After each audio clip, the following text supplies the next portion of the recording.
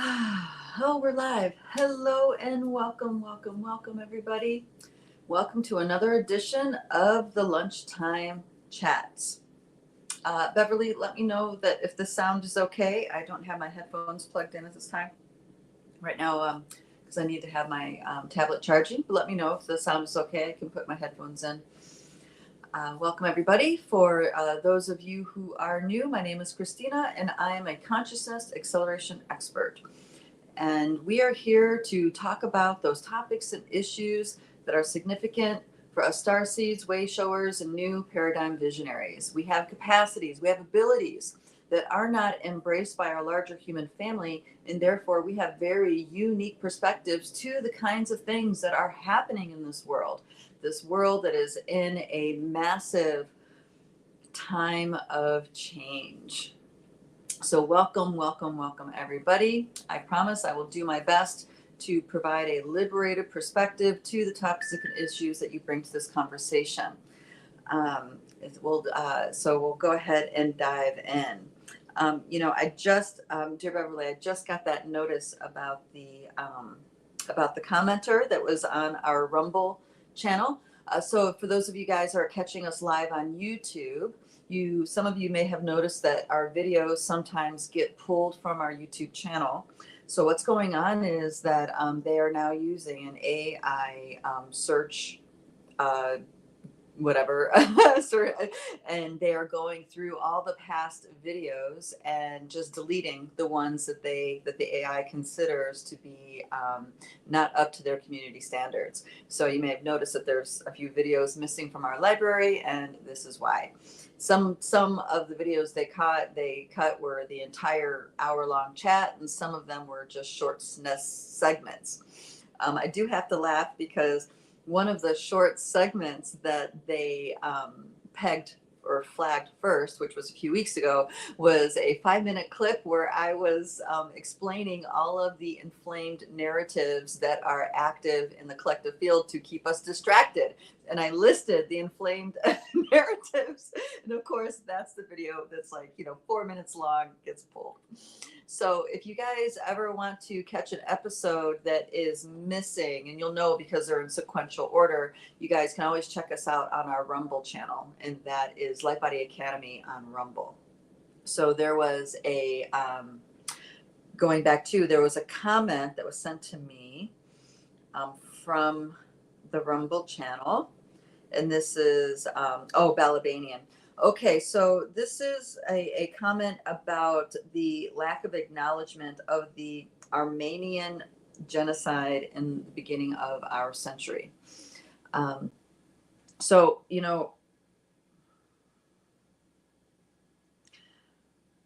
There is a really significant pattern that happens when we look back in our history. Okay. And the pattern I'm talking about is that there are events, very significant events that kind of just get omitted out of the history books. Okay. And this is true because we are not told the truth about our history. Our history is convenient to the person that is in charge, or the class or whatever that is in charge at the time. Now, this is why it's really important for us to revive the history that our ancestors know. I'm talking about the stories from your parents, your great grandparents. Okay, these recounts of history are, believe it or not, more accurate than what the history books can tell you, and this is because they're speaking from their personal experience.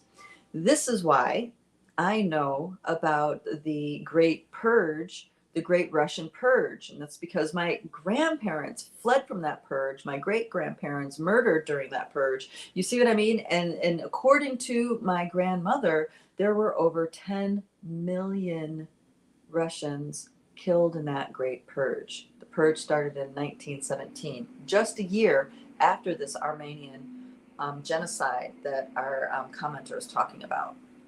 But when you go and Google the event, go ahead and Google the event right now. The Great Purge, the Great Russian Purge. Okay, it took place between 1917 and 1930. This is the end of the first War.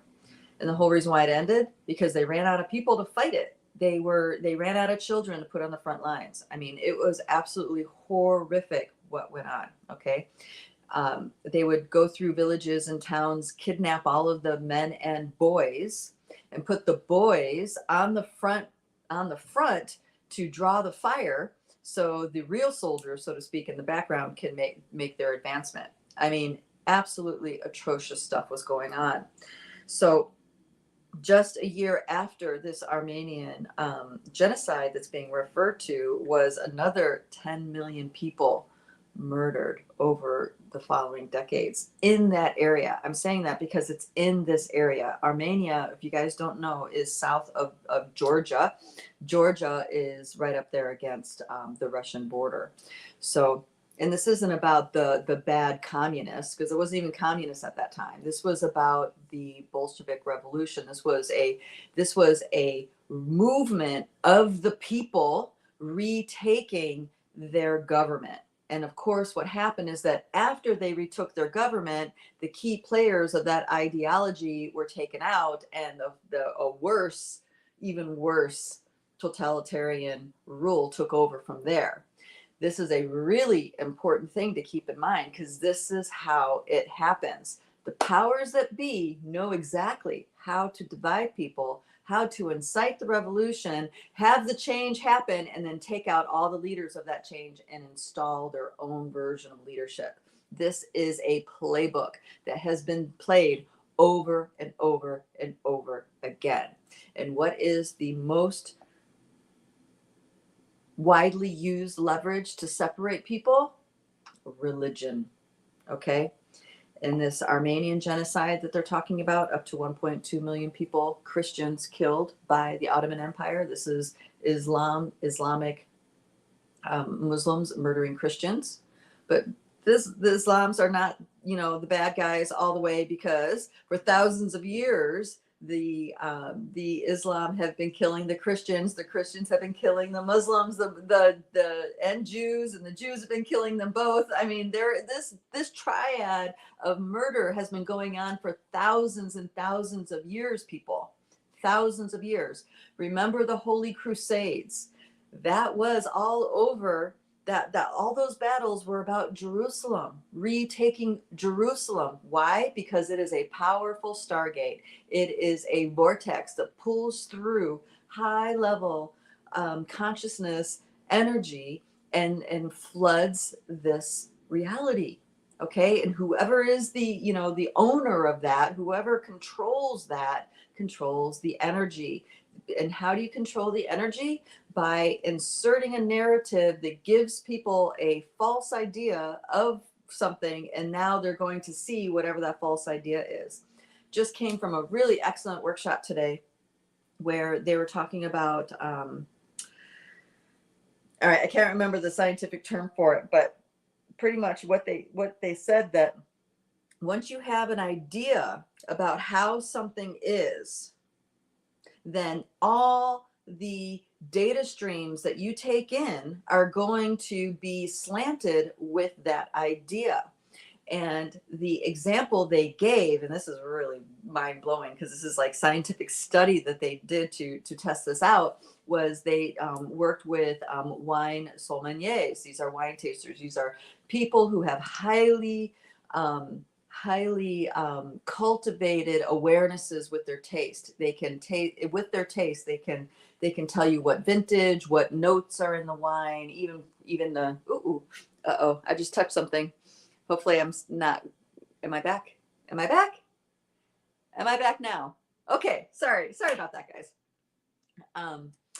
So with these sommeliers, they have highly cultivated taste buds, and they can tell you the high notes, the low notes in a wine, the vintage of a wine, even where the grapes have been grown for the wine. Okay, it's highly cultivated. So they did this experiment. They took high top shelf wine, so to speak, put it in a wine bottle with a cheap with the cheap label, you know, like they were disguising the fancy wines with the cheap wines and the cheap wines with the labels of the fancy wines. And of course they did a test group where they had where the labels were true to the kind of wine. And what they discovered was that if they were told that this wine was, you know, $2 bottle of wine, bought at the grocery store, blah, blah, blah, blah, blah, their sensitivity to, and they measured this with brainwave, I think it's EEGs that you measure brainwaves with. So they had them all hooked up to this measuring, to these measuring devices of brainwaves and other physiological signals that the body gives. And they noticed that there was a physiological change in the sommelier when they were being approached to try the different wines. So when they knew it was a cheap wine, when they knew, right, because they were told it was a cheap wine, they would taste their, you know, the bar would lower and they would taste notes that would associate it with it being a cheap wine. Now, this is huge, guys, to understand this, because if you understand that once you're told a narrative about something and you believe it to be true, that's the main piece. You have to believe it to be true. Now, when you experience that something you're given a narrative about, physiologically, your system is changed. Okay, your system is adjusting to the narrative that you have in your head, and that are the kinds of data sets you're going to get when that something comes into your awareness. Okay, this tells us just how manipulatable our awarenesses are through the 4D field. The 4D field is all about narratives. It's all about the story. It's all about our history. Okay, so when you are told that, like, say, you're told that Islamic men are misogynistic and they look down on women and they do this and they do that and they have all these attitudes. So, and you're told all that, and the main piece is you believe it. So now when you experience a Muslim man, you're going to be subconsciously looking for all those subtle indicators of that narrative that you believe to be true. Okay, I can tell you right now it's not true. It's definitely a more conservative culture, and I've had many different exposures to Islamic culture, okay, from different countries, and yes, it is definitely more conservative, but I did not feel unsafe at any time in those environments that I was in. And actually, I felt more cared for, more safe than any other international travel that I've done when I'm in an Islamic country. Okay. And it's because there's a much different attitude taken towards, number one, foreigners, but also women. Like there's an added dimension of looking out, wanting to look out for them. So the example I have is we're traveling through Bosnia. I was taking a group to the Bosnian pyramids, among other sacred sites.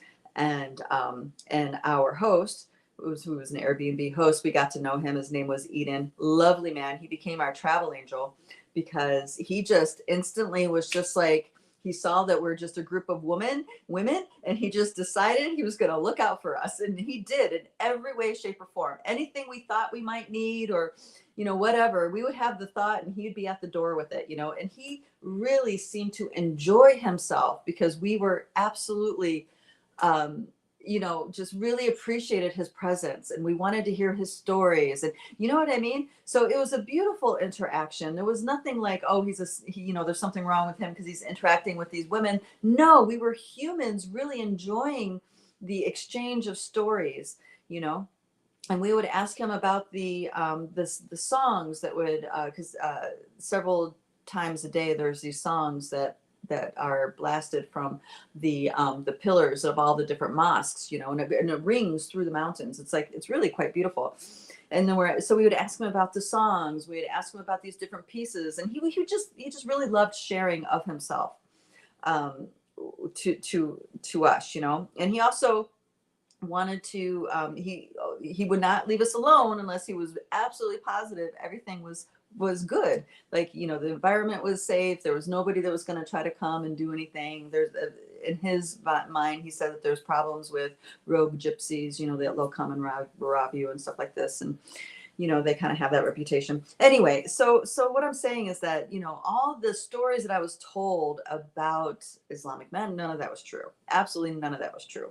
And another time when I was traveling, you know, again, similar situation, but it was all good. It was none of the stereotypes were true. And he wasn't like looking down on us because we weren't covered or anything like this. This was all, it's like, we're Westerners, you know, we're Westerners. Of course, this is what Westerners do, right? So when we have a narrative told to us about something, and then we go experience that something, we are already programmed mentally, physiologically to relate to that something according to the narrative that we're told. And this is why it's such a powerful thing for our history to get hijacked. When someone hijacks our history, it alters us physiologically. Okay, it alters us, and now we are experiencing reality as if that history is true. Okay, now obvious reasons genocides are left out of the history books, right? Because, you know, they want to paint a particular picture of maybe your country's role in history, or they want to paint a picture of another country's role in history and how good or bad those guys are and how good or bad these guys are, right? So there's framing up history like this, but it gets even broader. And that is the mythology of our history. Okay, what am I talking about? I'm talking about mythologies that are considered to have real historical context. Great example is the Bible, right? There are some people that just accept that it's all metaphorical and, you know, and they just have a lot of deep lessons within it. And other people say that's literal and that Jesus actually existed and he was really born in Jerusalem and he was really, you know what I mean? And there are many historians that have gone through to prove the myth of Jesus as spoken about in the Bible. Now, I'm going to go past the New Testament. The New Testament is when Jesus was walking this earth, the being that we call Jesus walking this earth. But if you go before that to the Old Testament, and this is what's really important here in the context of what we're saying, is that the Old Testament is the same creation story as what's in the Torah, and that's in the Quran. So the Bible, the Torah, and the Quran all have the same origin story. Okay, they all talk about God creating man, then creating woman. They all talk about the exile out of the Garden of Eden. They all talk about the Great Flood. They talk about the same prophets. They talk about the same different impactful leaders of the time. So King Solomon, the stories that came from that kingdom. You know, so they all are referencing the same narrative of a creation story. And the other thing that's in there is that we are, number one, we were created by a God. That's the most important thing. That mythology, we're created by a God. The other thing is that we are sinners because of the getting exiled, our ancestors getting exiled out of the Garden of Eden. That's another big mind poison. And then the third big mind poison is this idea of a wrathful God, and that humans are lowly. Okay, so the wrathful God flooded the earth, cleansed the earth of all the impurities, all of the, you know, terrible aspects of mankind, right? Now, whether you believe in this creation story doesn't matter. Your ancestors, if they believed this creation story and they carried it on in their lives and then had children and taught it to their children and their children taught it to their children, okay, it is in the ancestral memory in your bones, in your body, okay? And as we know, Christianity went on to, this is many thousands of years later after the creation story, Christianity, Islam, and Judaism went on to conquer the rest of the world. Now, the Jews maybe not conquered, but they did convert. There were entire countries, there were kings that would convert their entire country over to the religion. Okay, so there's that kind of thing. And then the Islams don't really believe in converting, but they do believe in people waking up to the truth. Okay, so they would spread their message that way. And then, of course, the Christians conquered. So, you know, everybody on this planet, unless you did not have any contact with civilization, and there are beings that are in those tribes, have been exposed to this creation story. Okay, and this is really, really big, guys. This is so big. So ancestrally, subconsciously, we here and now are informed by that creation story. And what this creation story does is that it limits the story of who you are as a human, okay? That you are a lowly human. But what if you were given the creation story that there are great star elders that came to this planet to seed a miracle race? They traveled through all the different star systems and picked out the most highest potential DNA of the cosmos at the time and configured that DNA, and in that configuration created the humanoid. Okay, and that is who was seated on this planet. Now, you can feel even in your body what shifts with this, right? So this creation story that this planet has going on predominantly is literally meant to shut down our DNA dance. Okay, it's shutting down our DNA dance. It's shutting down the highest evolutionary potential of our DNA, the story. So what we are doing here, you, me, the visionaries, new paradigm visionaries of this world, the star seeds of this world, the people who know that they are a wayshower in some way, what we are doing is shedding all of those not just those narratives, but the subconscious ancestral structures, and activating our DNA, activating those DNA codes that have been collected through, painstakingly collected throughout the cosmos. And then the best of the best was brought together to create the humanoid form. Okay, so we are actively reactivating those DNA dances as we shed the stories, as we have realizations, as we heal our ancestry. We're activating our potential. Now, there are keepers of these different realms that as you awaken, and I talked a lot over the summer and fall, about ancestral realms. The ancestral realm is the first one that you awake to. Of the unseen world, the ancestral realm is the first one that you wake up to. Okay, and this is really important because your ancestors are directly connected to you. And as you do healing within your ancestral line, your body heals, they heal, as in the DNA you inherited from that heals and is able to now do its dance. Okay. And as that happens, the new DNA dances. And what's the first DNA dance usually to get activated inside of a human? It's their Pleaidian or Annunaki DNA dance that gets activated. Okay. Now the Annunaki one is a little tricky because we have a lot of stories in the conspiracy world that tell us terrible things about our Anunnaki. We have all kinds of stories in our mythology about the different hybrids that were made with Anunnaki.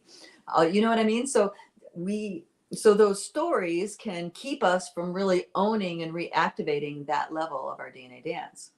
But the fact is, the Anu race contributed their DNA to the life on this planet.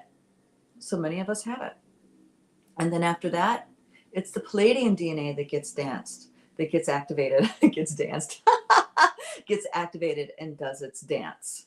Okay. And now you have that much more potential because that much more of your DNA is dancing. Okay, you become freer inside. Maybe you get to maybe you start to understand how to work the different systems of this world in a more empowered way. Okay, now after your DNA dance gets activated, this oftentimes is when we start waking up out of the reality that this is a slave planet. Okay, there, guys, let me know if you're familiar or if you prescribe to this idea that this planet is an enslaved planet, as in souls are unwillingly getting re-put through the incarnational cycle and they can't get out. Okay, now this is true when you are limited in your DNA dance. Yes, that is all that you have access to. But then as the Anu DNA wakes up and then the Pleaidian DNA wakes up, now all of a sudden you're thinking more freely, you're dreaming more freely, there's more potential to your access. Okay, and then you start embodying that change. You start making you start making changes in your life because you have a different value system now. Self-care is very important. Withdrawing from toxic environments is very important. Giving yourself the proper nutrients, really nurturing this biosuit becomes higher on the priority ladder. And now that you're cleaning out the toxins of your body, you're cleaning up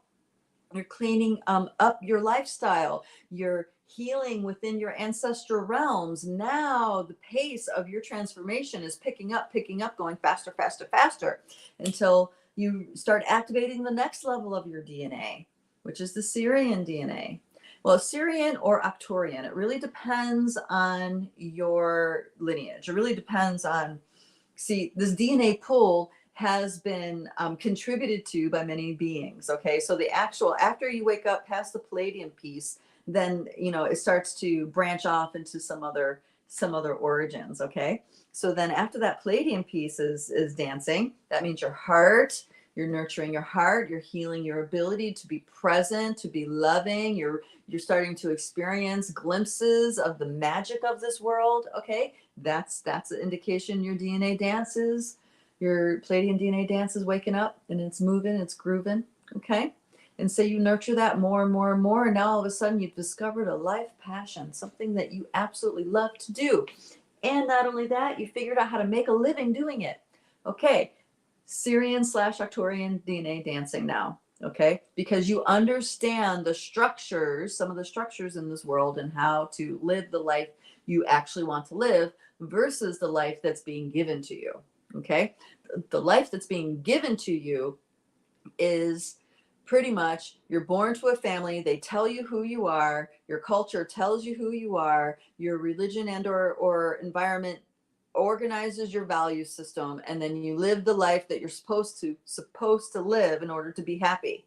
Okay, now many people do that and they wake up somewhere along the lines, especially women after the age of 50. They will wake up out of that and be like, fuck this, I'm gonna die if I stay here any longer in this role, right? So they'll wake up.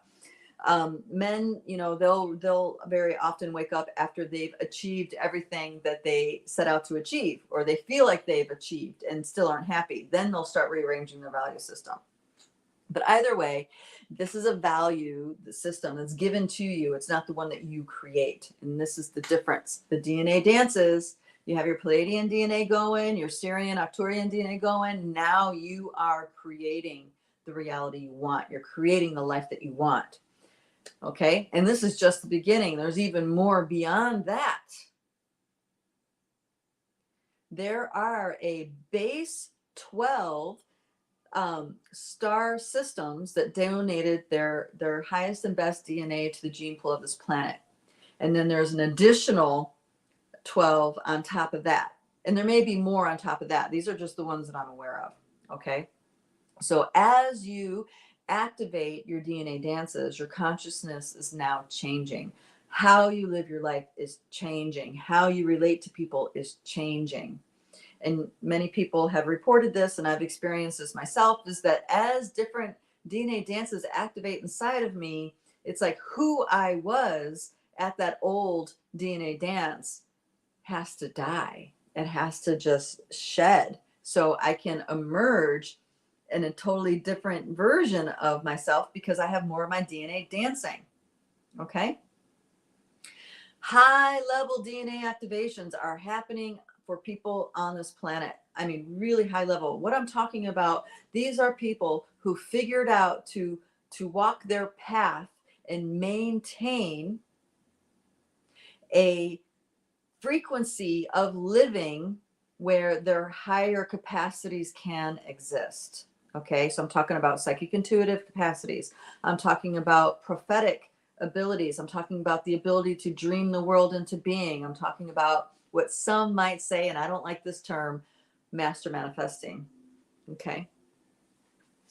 So their DNA dance beyond the Syrian or / Arcturian DNA that starts getting activated is stuff like the Antarian DNA, their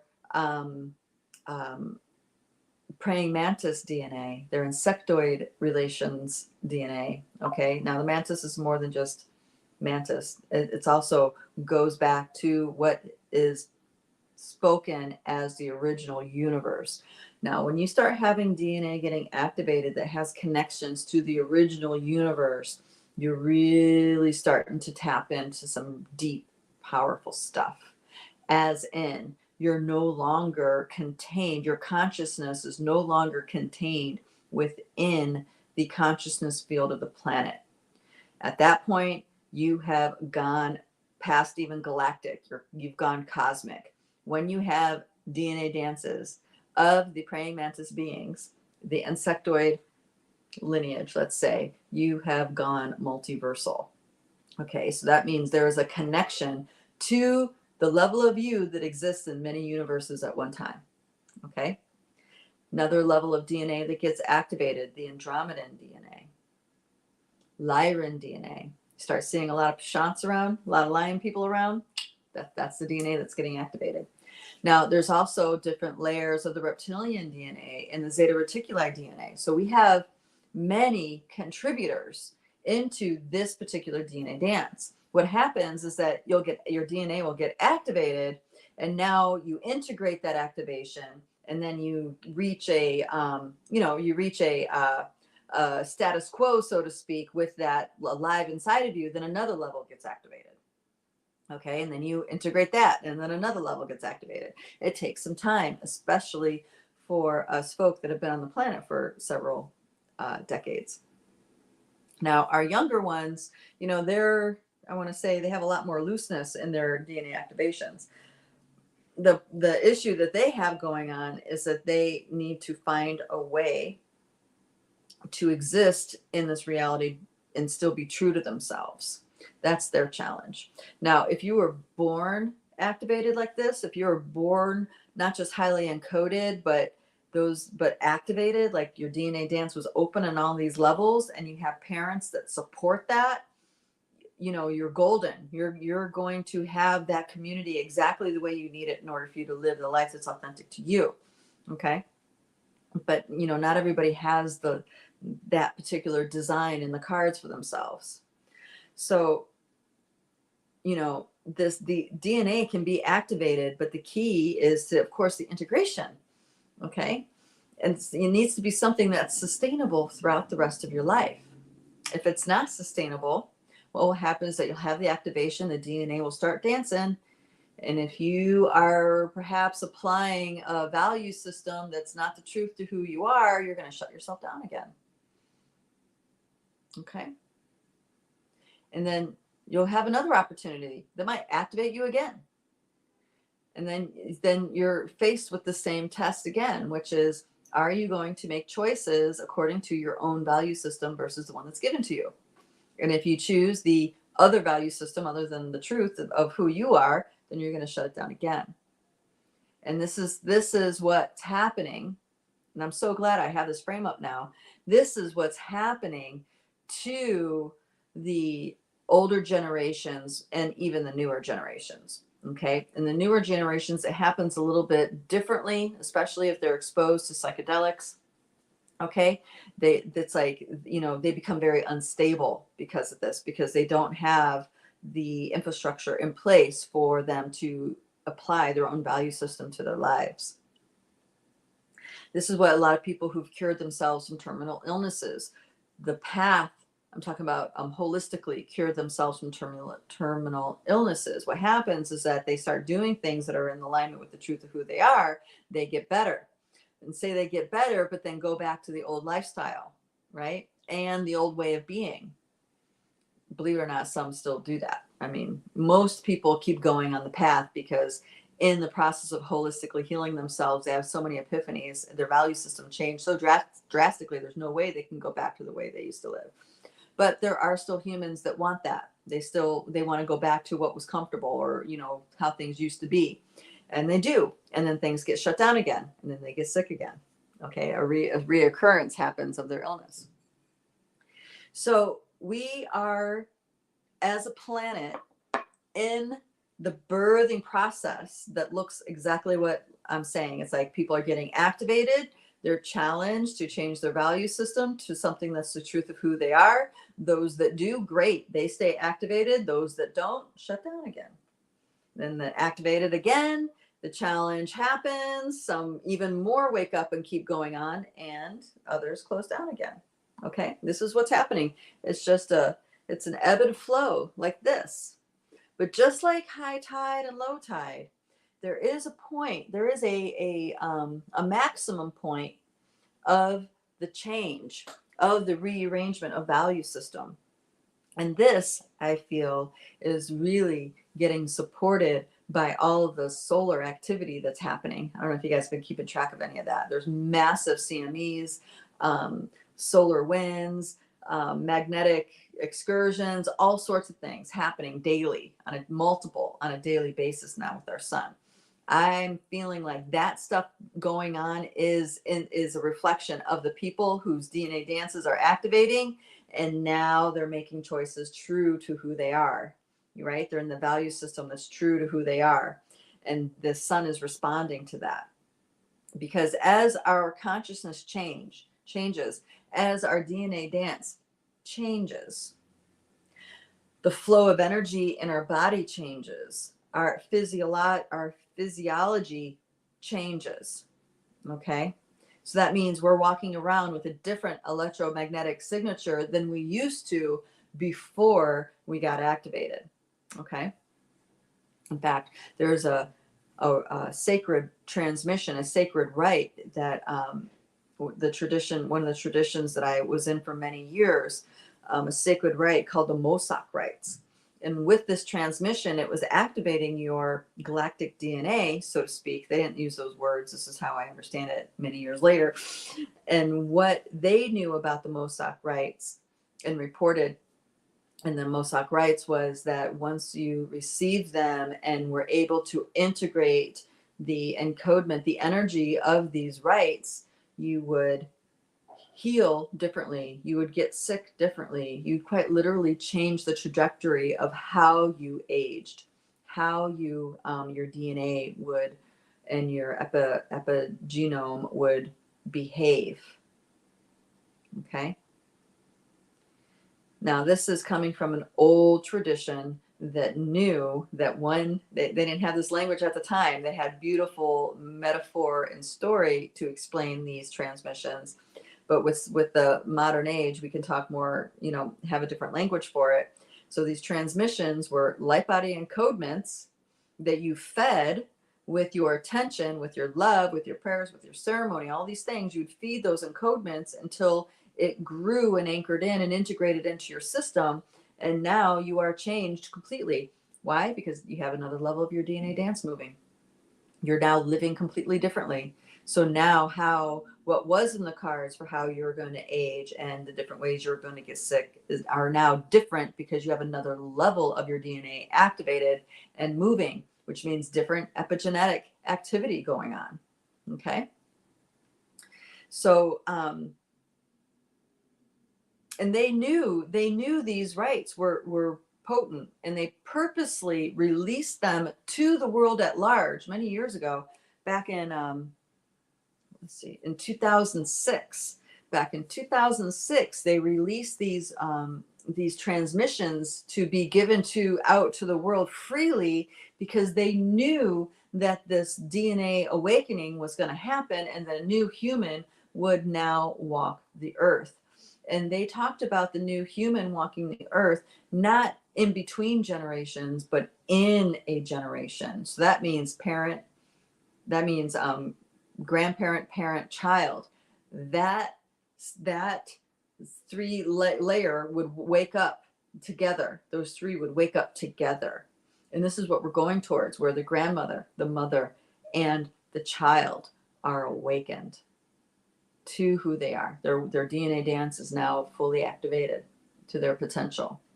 And you can also go with father, grandfather, father, son. And you can do it like this too. It's not just the women.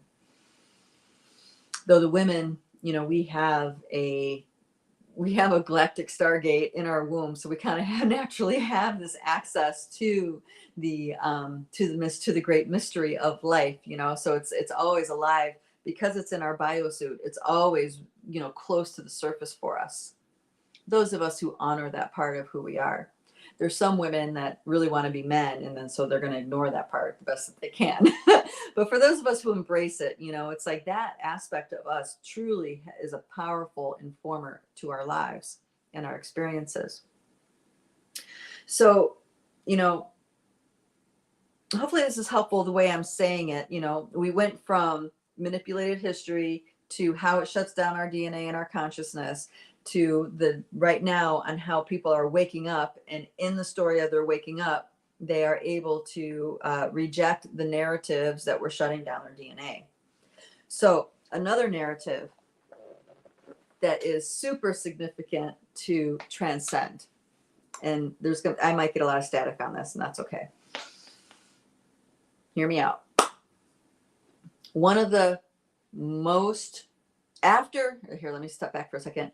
After your, let's say your Pleaidian DNA is getting activated, your Anu DNA, your Syrian, your Lyran, after those pieces are getting activated and you're sustaining and integrating the activation, next piece to look at, if you want to start consciously contributing to your awakening experience, the next piece to look at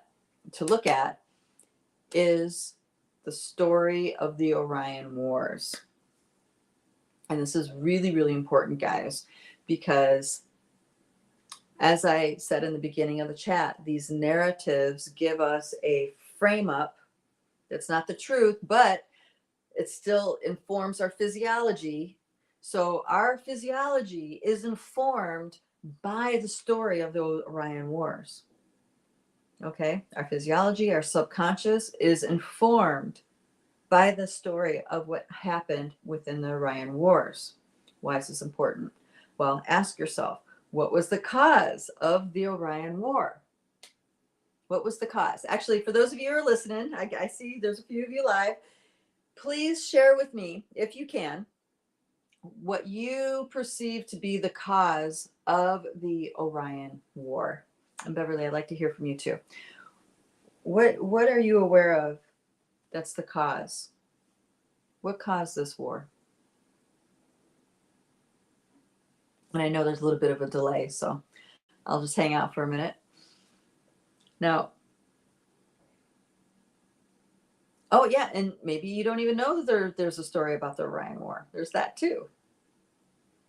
But I would say there's no way to get away from the narrative of the Orion War, because no matter where you are in the disclosure movement, all of them talk about grays. All of them talk about Zeta Reticuli. Okay, so Zeta Reticuli are a race that's the result of the narrative of the Orion War. Come on, guys, please put something in there. What do you recognize as the cause of the Orion War?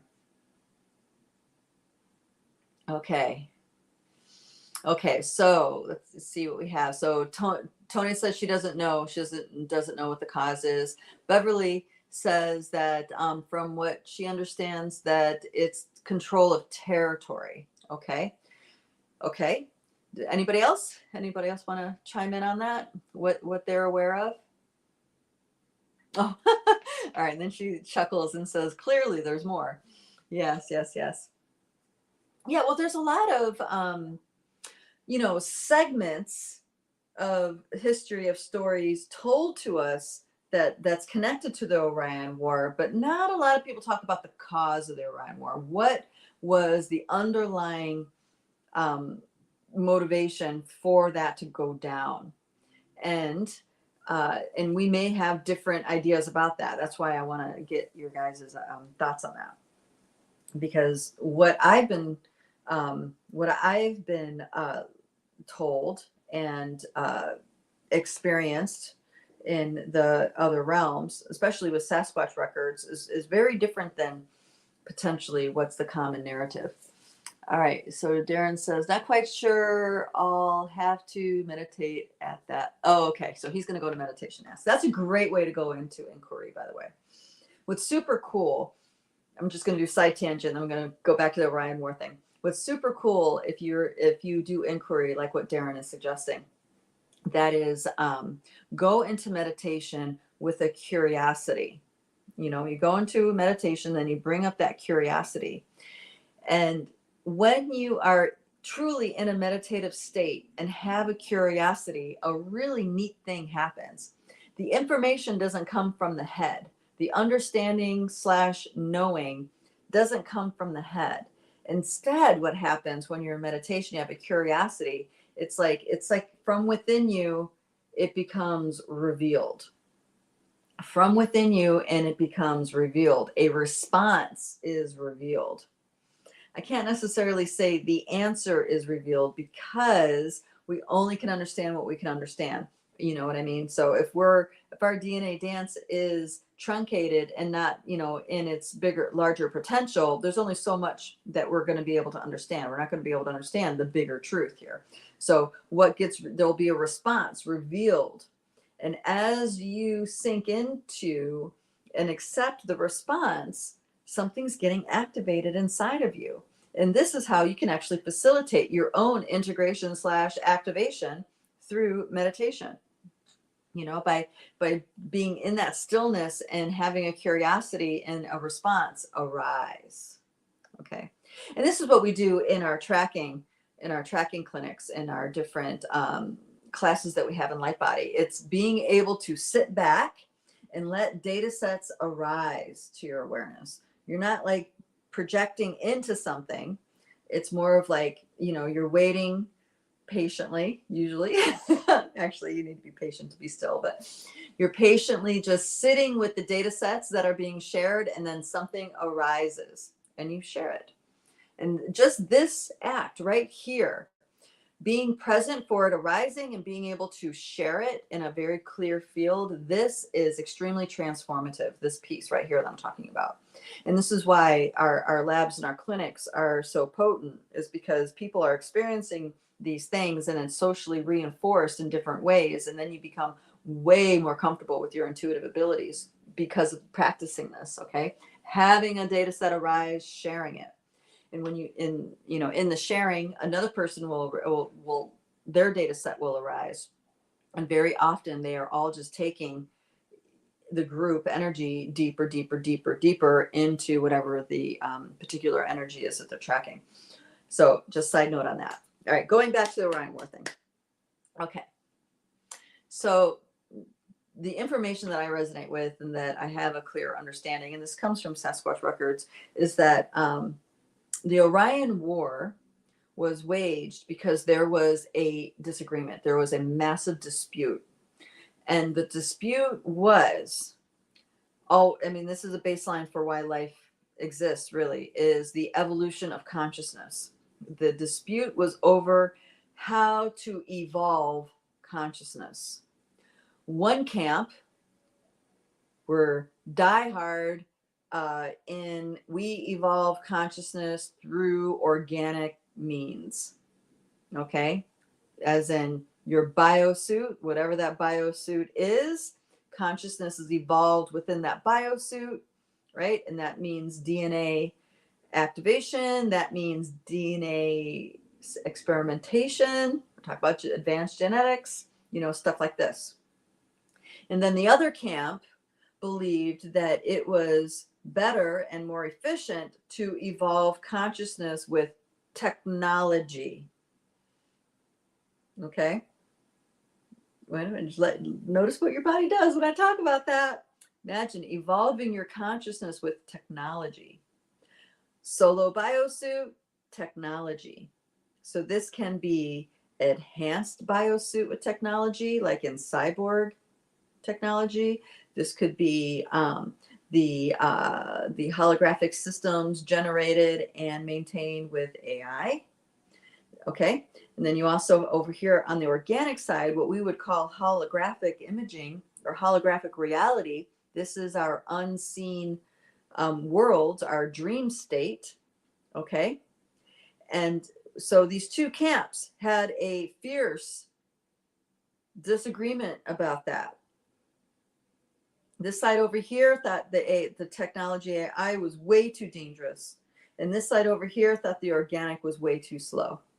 Okay.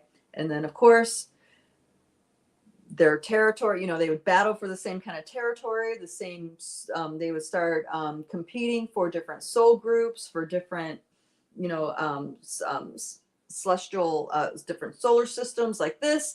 And then they clashed and the war, of course, broke out. And that war, because of the advanced technology and all these different ways, impacted all of life, not just in the Milky Way, but in the Andromeda galaxy and beyond. The entire supercluster galaxy, a good 30% of it, you can say, if you could quantify something like that, was impacted or is impacted by the Orion conflict. So we have Zeta Reticuli. Of course, they're extremely integrated with technology. Okay. You have the reptilians, of course, extremely integrated with technology. Okay. You have the Pleaidians, and that is a mixed bag. Some are extremely integrated with technology, and others are extremely integrated with what we call maybe biotechnology, as in, you know, evolving consciousness and exploring maybe what you call high-tech life civilization with all organic, using organic energy. Okay. Then you have the Syrians, again, mixed bag. So these are just a couple of the star systems I'm saying that, you know, are in their exploration of how you properly use technology to evolve consciousness. Now, this planet, here we are, you know, there's some people that are gathering evidence that believe that this entire existence is an AI simulation. Okay. And there's others that say that this all is a dream. Okay. As in, we are not physically here. We are imbuing our consciousness within the envelope of a dream formulated by the cosmic mother. Okay. I kind of lean towards that side. So, and then you have our terrestrial technology development. So this is where that really controversial figure Elon Musk comes in. They're doing massive advancements with AI. Obviously, we had all the GTP chat thing go on. Then there's also the chips in the brain. Then there is the bio reading technology, where they can read anything you can imagine of your biosuit can be measured. And then by altering things within your biosuit, that measurement can have an impact technologically. So for example, I can have an iPad that has an eye tracker, and as it watches my eyes, it will move and do things that I want it to do. By measuring my brain waves, it'll do exactly what I want it to do. So this is an interaction, an interface with technology and biology. Now, this is just the terrestrial technology. Imagine blowing this up, and then you have like a consciousness, an AI consciousness that has been working with biology for millions of years. What does that look like? Would we even be able to tell? There was a movie many years ago, and I can't remember the name of the movie now. And I know people think that movies, some people think they're helpful, some people think they aren't. But for me, they are, because they introduce concepts that at the time I'm not in resonance with, but for some reason my higher mind, my higher self will remember the segment of that movie. And as I have different spiritual or DNA activations, consciousness expansion experiences, I'll recognize the scenario or the zip file that I'm uploading or downloading, however you want to look at that. And I realize, oh my gosh, I saw a movie that was conveying the same concept to me many years ago. And the movie that I'm talking about, it took place in Europe, and it was a bunch of gamers that were experimenting in, it was supposed to be this game, like the best of the best. It was a new pilot of this game where you couldn't tell the difference between the game and reality. And I'm telling you, this movie is really trippy because everybody went into the game without realizing they went into it, and everybody like could not tell the difference. They really did not. It's like it took half the movie for them to realize that they were in the game and not in real life. Okay. And I won't spoil the movie for you if I ever get a chance to see it. But so this concept has been introduced to us already in a collective, which means it's been in existence long before we've discovered it, right? Because we're all these nesting dolls of consciousness. So just, food for thought around that. So what we are experiencing right here on this planet is the unresolved issues from the Orion Wars. We are the ones who need to reconcile these differences. We are the ones.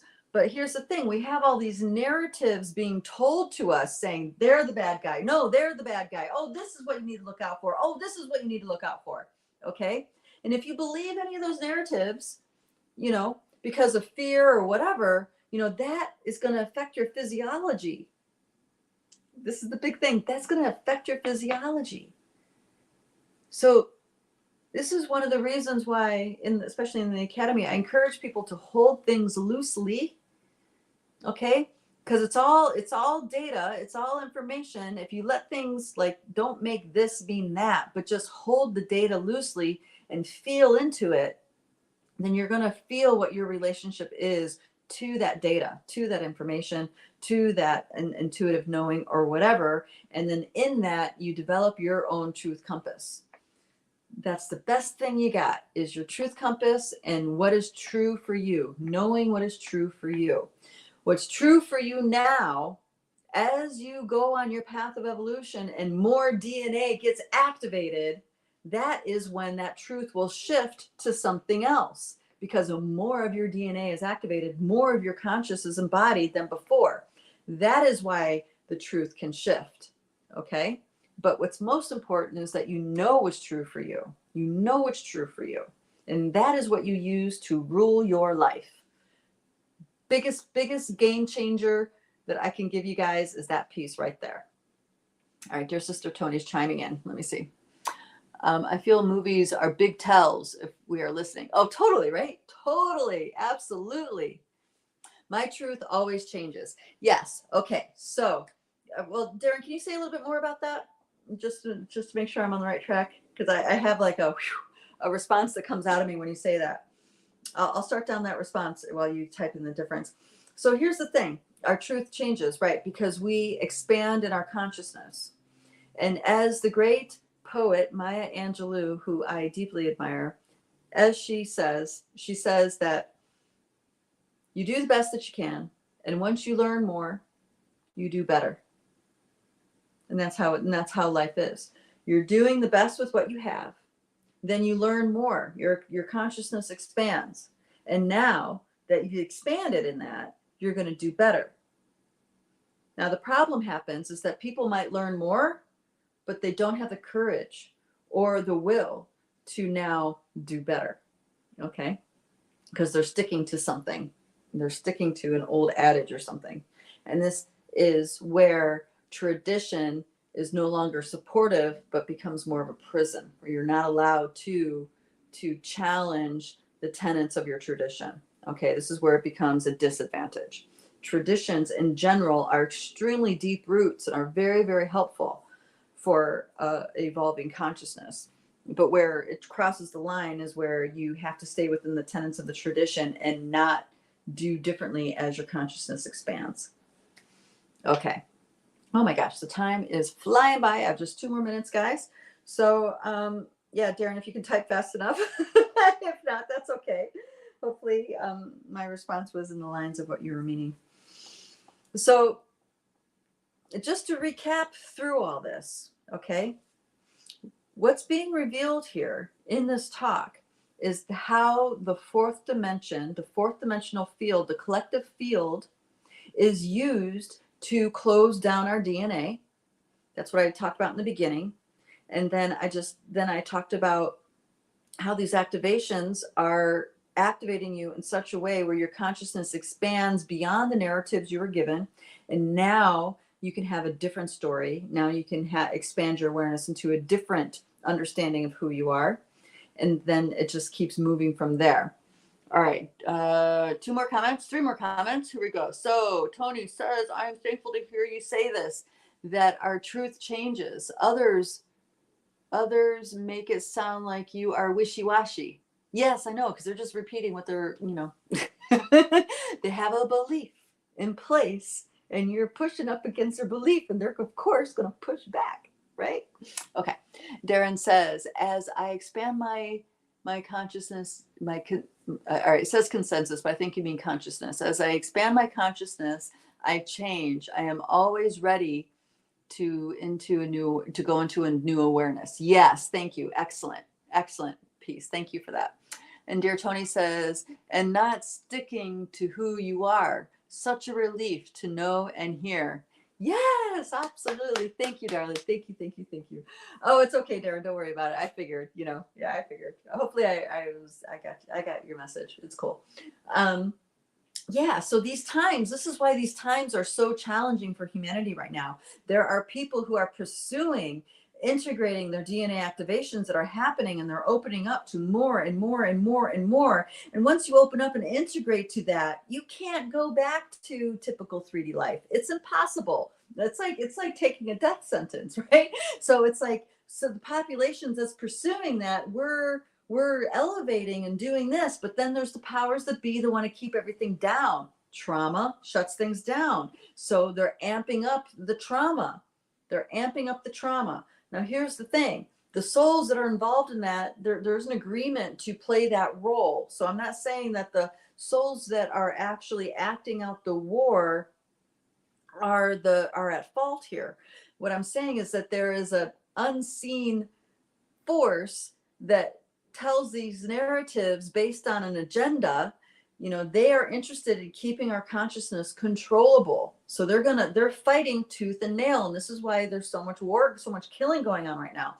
These unseen forces are fighting tooth and nail to keep humanity shut down and herdable like sheep.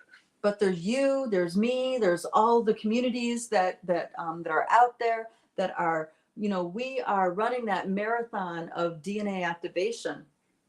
And as we do this and we integrate it and we create a lifestyle that supports it, and we have a community that helps facilitate it and expand it further, it snowballs, we are doing the work for not just our ancestors, but all the other humans on this planet. So you investing in this way, in yourself, in your activation, in your integration, is a service to everybody on this planet. Okay, so keep doing it. Keep doing what you do. Keep communicating with the Fey realm. Keep communicating with the different beings that you're communicating with, either in dream time or in the waking life. Sasquatch, another great community to get in touch with, because they are they're doing such a bang up job to activate human DNA and get us engaged in these other realms that requires our DNA to be activated. Okay, so they're a wonderful support. So everything, as chaotic and crazy as it might be, everything is just where it needs to be. We are here having this conversation. This means you're doing great work. I'm doing great work. We're all doing the work that we need to be doing, and we're all supporting each other in that. Okay. Yes, there is suffering going on, but that we don't live in that bandwidth. We understand hopefully I've said this in a way where you understand on a larger level why that's happening. Okay. They are all acting out narratives that are positioning them to have an enemy. Okay.